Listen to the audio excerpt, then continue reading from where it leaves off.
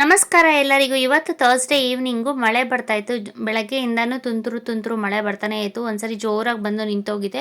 So ಚಳಿಗೆ ಬಿಸಿ ಬಿಸಿಯಾಗಿ ಈ ವೆದರ್ಗೆ ಏನಾದರೂ ತಿನ್ನಬೇಕು ಅನಿಸ್ತಾ ಇರುತ್ತೆ. ಸೊ ಅದಕ್ಕೆ ನಾನು ವಿಡಿಯೋದಲ್ಲಿ ಸಬ್ಬಕ್ಕಿ ಸೊಪ್ಪಿನ ಬೋಂಡ ಮತ್ತು ನೈಟ್ ಡಿನ್ನರ್ಗೆ ರಸಮ್ನ ಮಾಡ್ಕೋತಾ ಇದ್ದೀನಿ. ಸೊ ಅದನ್ನು ಯಾವ ರೀತಿ ಮಾಡೋದು ಅಂತ ಈ ವಿಡಿಯೋದಲ್ಲಿ ನಿಮ್ಮ ಜೊತೆ ಶೇರ್ ಮಾಡ್ಕೋತಾ ಇದ್ದೀನಿ. ಮೊದಲಿಗೆ ಬೋಂಡ ಮಾಡೋದಕ್ಕೆ ಈರುಳ್ಳಿನ ಸಣ್ಣ ಸಣ್ಣದಕ್ಕೆ ಕಟ್ ಮಾಡಿ ಇಟ್ಕೊಂಡಿದ್ದೀನಿ. ಮತ್ತು ಒಂದು 2.5 ಕಪ್ಪಷ್ಟು ಕಡಲೆ ಹಿಟ್ಟು ಹಾಕೊಂಡಿದ್ದೀನಿ.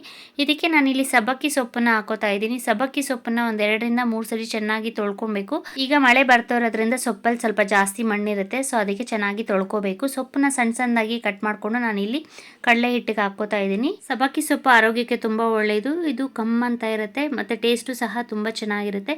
ಈಗ ಇದಕ್ಕೆ ರುಚಿಗೆ ತಕ್ಕಷ್ಟು ಉಪ್ಪು ಹಾಕೊಂಡು ನಾನು ಇಲ್ಲಿ 2 ಸ್ಪೂನಷ್ಟು ಖಾರದ ಪುಡಿ ಹಾಕೋತಾ ಇದ್ದೀನಿ. ನಾವು ಬೇಕಾದ್ರೆ ಇಲ್ಲಿ ಹಸಿಮೆಣಸಿನ್ಕಾಯಿ ಸಹ ಹಾಕೋಬಹುದು. ಈಗ ನಾನು ಚೆನ್ನಾಗಿ ಮಿಕ್ಸ್ ಮಾಡ್ಕೋತಾ ಇದ್ದೀನಿ. ಉಪ್ಪು ಮತ್ತು ಖಾರದ ಪುಡಿ ಚೆನ್ನಾಗಿ ಮಿಕ್ಸ್ ಆಗಬೇಕು ಕಡಲೆ ಹಿಟ್ಟು ಜೊತೆ. ಆ ರೀತಿ ಫಸ್ಟ್ ಒಂದ್ಸರಿ ಮಿಕ್ಸ್ ಮಾಡಿಕೊಂಡು ಆಮೇಲೆ ನೀರು ಸ್ವಲ್ಪನೇ ಹಾಕಿ ನಾವು ಬೋಂಡ ಹಿಟ್ಟಿನದಕ್ಕೆ ಕಲಿಸ್ಕೋಬೇಕು. ಹಿಟ್ಟು ಅಲ್ಲಲ್ಲಿ ಗಂಟು ಸಿಕ್ಕಬಾರ್ದು. ಆ ರೀತಿ ನೀಟಾಗಿ ಕಲಿಸ್ಕೋಬೇಕು. ಉಂಡೆ ಏನು ಇರಬಾರ್ದು. ಇದಕ್ಕೆ ಸ್ವಲ್ಪ ಈರುಳ್ಳಿ ಜಾಸ್ತಿ ಆಯಿತು ಅನಿಸ್ತು. ಅದಕ್ಕೆ ನಾನಿಲ್ಲಿ ಇನ್ನೊಂದು 1/4 ಕಪ್ಪಷ್ಟು ಕಡಲೆ ಹಿಟ್ಟನ್ನ ಹಾಕಿ ಒಂದು ಸ್ವಲ್ಪ ನೀರು ಹಾಕಿ ಮಿಕ್ಸ್ ಮಾಡ್ಕೋತಾ ಇದ್ದೀನಿ. ಈಗ ಬೋಂಡ ಹಿಟ್ಟು ರೆಡಿ ಆಗಿದೆ. ಮಿಕ್ಸ್ ಮಾಡ್ಕೊಂಡಿದ್ದಾಗಿದೆ. ಇದಕ್ಕೆ ನಾನಿಲ್ಲಿ ಒಂದು 1/4 ಟೀ ಸ್ಪೂನಷ್ಟು ಸೋಡಾ ಹಾಕ್ಕೋತಾ ಇದ್ದೀನಿ, ಬೇಕಿಂಗ್ ಸೋಡಾ. ಮತ್ತು ನಾನಿಲ್ಲಿ ಕರ್ಬೇವಿನ ಸೊಪ್ಪು ಮತ್ತು ಒಂದು ಸ್ವಲ್ಪ ಕೊತ್ತಂಬರಿ ಸೊಪ್ಪನ್ನ ಹಾಕ್ಕೋತಾ ಇದ್ದೀನಿ. ಹಸಿ ಕರ್ಬೇವಿನ ಸೊಪ್ಪು ಹಾಕೋದ್ರಿಂದ ಟೇಸ್ಟು ತುಂಬ ಚೆನ್ನಾಗಿರುತ್ತೆ. ಈಗ ಮಿಕ್ಸ್ ಮಾಡಿಕೊಂಡು ನಾನು ಇಲ್ಲಿ ಎಣ್ಣೆ ಕಾಯಕ್ಕಿಟ್ಟಿದ್ದೆ. ಎಣ್ಣೆ ಕಾದಿದೆ. ಸ್ವಲ್ಪ ಹಿಟ್ಟನ್ನು ಫಸ್ಟು ಬಿಟ್ಟು ಅದು ಮೇಲೆ ತೇಲ್ ಬಂದಮೇಲೆ ನಾವು ಬೋಂಡನ ಹಾಕ್ಕೋತಾ ಇದ್ದೀನಿ ನಾನಿಲ್ಲಿ. ಈಗ ಎಣ್ಣೆ ಚೆನ್ನಾಗಿ ಕಾದಿದೆ. ಈಗ ಮೀಡಿಯಮ್ ಉರಿನಲ್ಲಿ ಇಟ್ಕೊಂಡು ನಾವು ಬೋಂಡನ ಫ್ರೈ ಮಾಡ್ಕೋಬೇಕು. ಎರಡೂ ಸೈಡು ಚೆನ್ನಾಗಿ ಫ್ರೈ ಆಗೋ ಹಾಗೆ ನಾವು ಈ ರೀತಿ ಟರ್ನ್ ಮಾಡಿಕೊಂಡು ಬೋಂಡನ ಬೇಯಿಸ್ಕೋಬೇಕು. ಬೋಂಡ ಬೇಯುವಾಗ ಜೋರು ಉರಿ ಇಟ್ಟರೆ ಬೇಗ ಸೀದ್ಬಿಡುತ್ತೆ, ಒಳಗಡೆ ಬೆಂದಿರಲ್ಲ. ಸೊ ಅದಕ್ಕೆ ನಾವು ಮೀಡಿಯಮ್ ಉರಿನಲ್ಲಿ ಇಟ್ಕೊಂಡು ಒಳಗಡೆ ಸಾಫ್ಟಾಗಿರಬೇಕು, ಮೇಲೆ ಕ್ರಿಸ್ಪಿ ಆಗೋವರೆಗೂ ಚೆನ್ನಾಗಿ ಬೇಯಿಸ್ಕೊಂಡ್ರೆ ಬೋಂಡ ತಿನ್ನೋಕ್ಕೆ ತುಂಬ ಚೆನ್ನಾಗಿರುತ್ತೆ.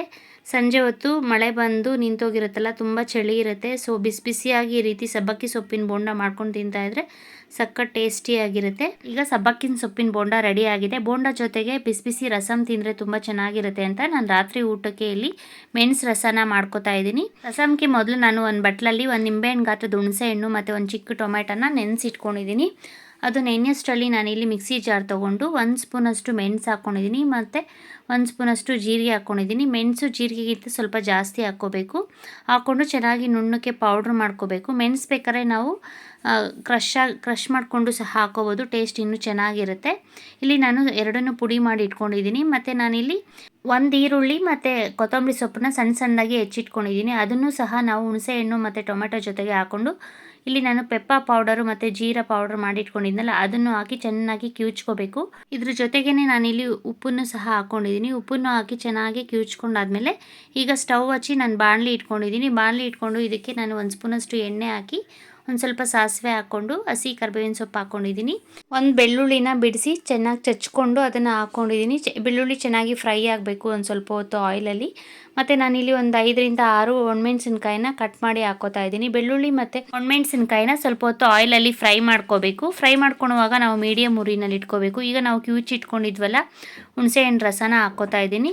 ಹುಣಸೆಹಣ್ಣು ರಸನ ಹಾಕ್ಕೊಂಡು ಇದಕ್ಕೆ ನಾವು ರಸಕ್ಕೆ ಎಷ್ಟು ಬೇಕೋ ಅಷ್ಟು ನೀರು ಹಾಕ್ಕೊಂಡು ಬೆಳ್ಳುಳ್ಳಿ ಮತ್ತು ಒಣಮೆಣಸಿನ್ಕಾಯಿ ಜೊತೆ ಚೆನ್ನಾಗಿ ಈ ರೀತಿ ಕಿವುಚ್ಕೋಬೇಕು ಒಂದ್ಸರಿ. ಈಗ ನಮಗೆ ರಸಕ್ಕೆ ಎಷ್ಟು ಬೇಕೋ ಅಷ್ಟು ನೀರು ಹಾಕ್ಕೊಂಡು ನಾವು ಸ್ಟಾರ್ಟಿಂಗ್ಗೆ ಉಪ್ಪು ಹಾಕಿರೋದ್ರಿಂದ ಉಪ್ಪೇನು ನೋಡಿಕೊಂಡು ಲಾಸ್ಟಲ್ಲಿ ಹಾಕ್ಕೋಬೇಕು.